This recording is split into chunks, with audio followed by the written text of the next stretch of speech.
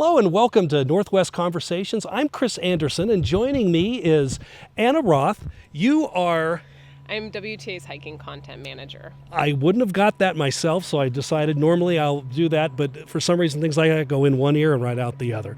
Thank you for joining me on such an awful day like this. First, tell me about the WTA. What is it you guys do? Washington Trails Association has 4 main branches. We do a lot of advocacy for trails in order to keep them open and accessible for anybody who wants to use them.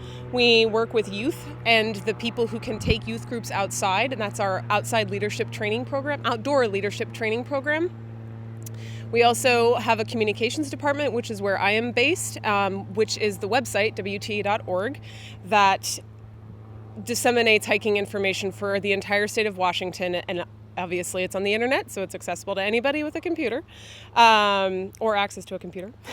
And finally, of course, we have our trail maintenance department that does trail maintenance all over Washington state.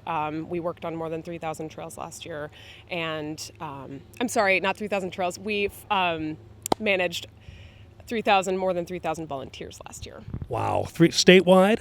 Yes, statewide. We have offices in Bellingham, Vancouver, and Spokane, and our main office is in Seattle, and we have a very dedicated group of volunteers out on the Olympic Peninsula as well.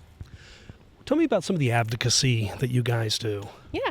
The advocacy on a semi-annual basis, so once every 2 years, we do an event called Hiker Rally Day, which is really the biggest event that we do for advocating for trails, where people can go to Olympia with us. We do a short training in the morning, and we teach folks how to talk about the trails to their legislators and how important it is that people be able to get outside for a myriad of reasons, whether it's just the mental benefits, the physical benefits, the relaxation that you feel when you're outside in the woods. So that's really our biggest organized event, but all throughout the year we will send folks who sign up for our newsletter action alerts, which let them know where they have the opportunity to raise their voice on different issues. We have been surveying folks recently, this being June. We started the survey earlier in the month, and it was for the Teanaway Community Forest that was recently acquired. It's the largest land acquisition in Washington state in recent history. And you can fill out the survey and you can tell the folks who will be developing the trail system there how you want to see trails developed in the community forest. What are some of the challenges hikers may run into, particularly in the summertime here in Western Washington? In Western Washington, the biggest thing that people forget about is, even though it looks like this, and today's a beautiful sunny day and there's not a cloud in the sky, which is amazing considering that's Seattle, people forget that there's still snow in the mountains. I'm going backpacking this weekend, and I was doing some research, checking up trip reports, and I saw that the place we're planning on camping still has a little bit of snow.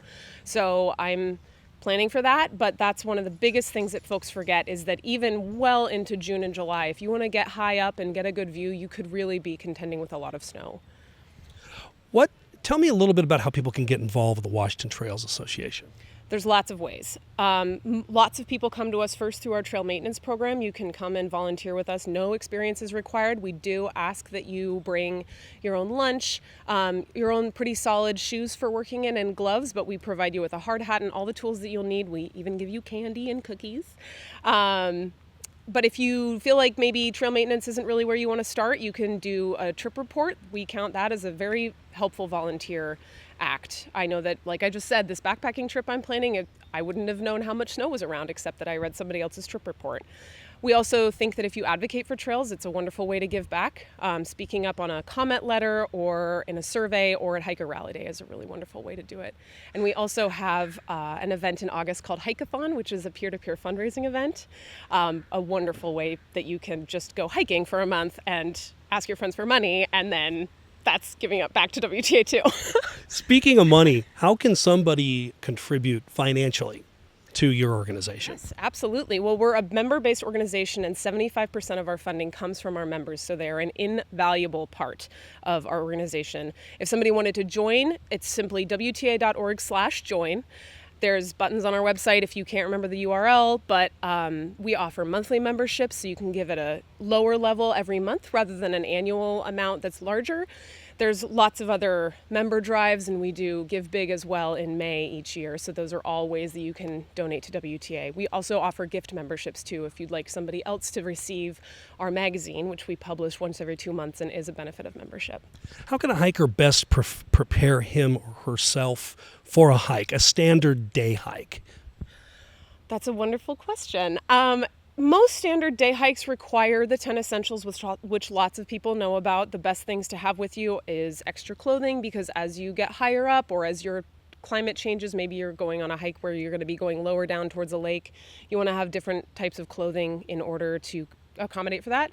You want food, you want water, you want to know where to filter the water if you think you're going to go through what you're bringing. You'll want to have some sort of first aid kit on you just in case, just even a splinter. It's really nice to have tweezers to be able to get that out of your hand. So those are really, really good things. You want to have. The other 10 essentials, I believe, are shelter and a map, of course. You definitely want a map. Lots of places, like even in Discovery Park, sometimes maps are a little bit hard to find, but often if you can visit the website, we include links to our maps on all of our hiking guide entries.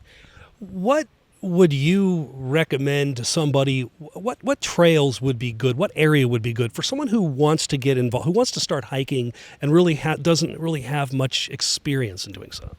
Yeah, there are an incredible amount of green spaces really close to urban areas in Washington State.